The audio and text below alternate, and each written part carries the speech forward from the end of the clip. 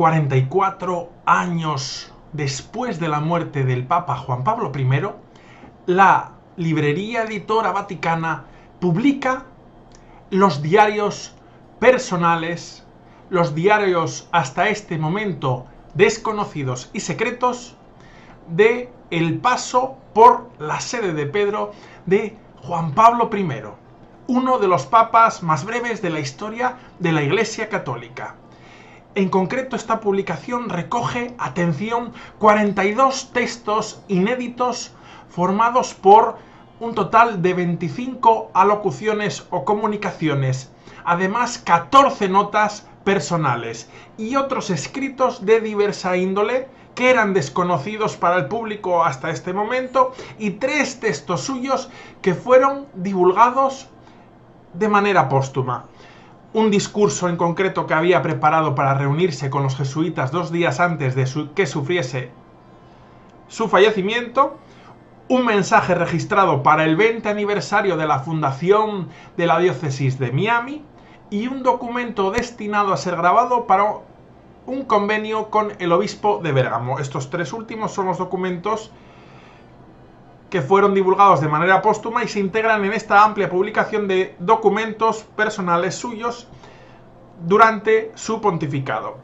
El libro, debemos decir, que es fruto de una investigación que se ha extendido durante 10 años a partir del archivo personal del Papa Luciani, que va del año 1929 al 27 de septiembre de 1978. Por tanto, incluye su etapa en el pontificado, pero también información de su etapa previa. La investigación sobre su figura ha concluido con este libro, pero podemos afirmar que arrancó durante la apertura, el proceso de apertura de la causa de beatificación, momento en el que fue necesario acceder a las fuentes para conocer todos los detalles expresamente de su vida para su proceso de beatificación. En concreto, la señora Estefanía Falasca, vicepresidenta de la Fundación Juan Pablo I y miembro de la causa, se ha encargado de editar y verificar las anotaciones, escritos y mensajes privados que el último Papa italiano apuntó en la agenda que usó durante los 34 días de pontificado. Hay que decir que los textos y los documentos están, por el momento, editados solo en idioma italiano.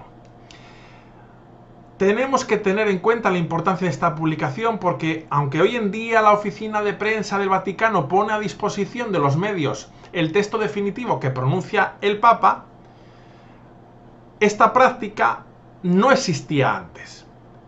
Hasta ahora no se contaba con un texto que mostrase el contenido de lo que había realmente pronunciado el Papa.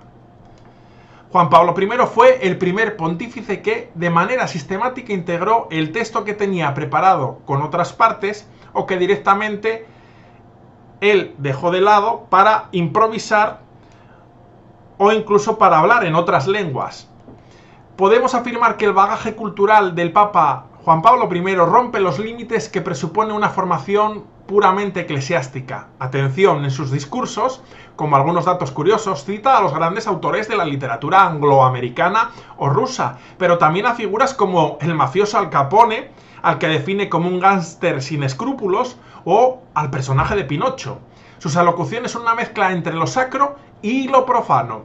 Otras personalidades que aparecen en sus diarios son Chesterton o Charles Peguy, que el Papa Juan Pablo I contrasta con Nietzsche.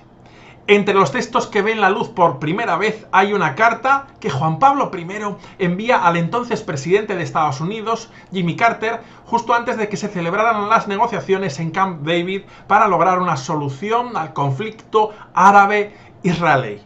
También emerge su preocupación por el diálogo ecuménico.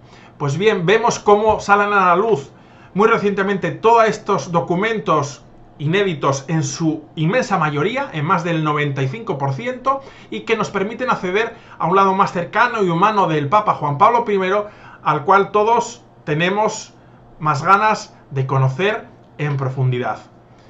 Y me despido de todos vosotros hasta un próximo vídeo. Un abrazo.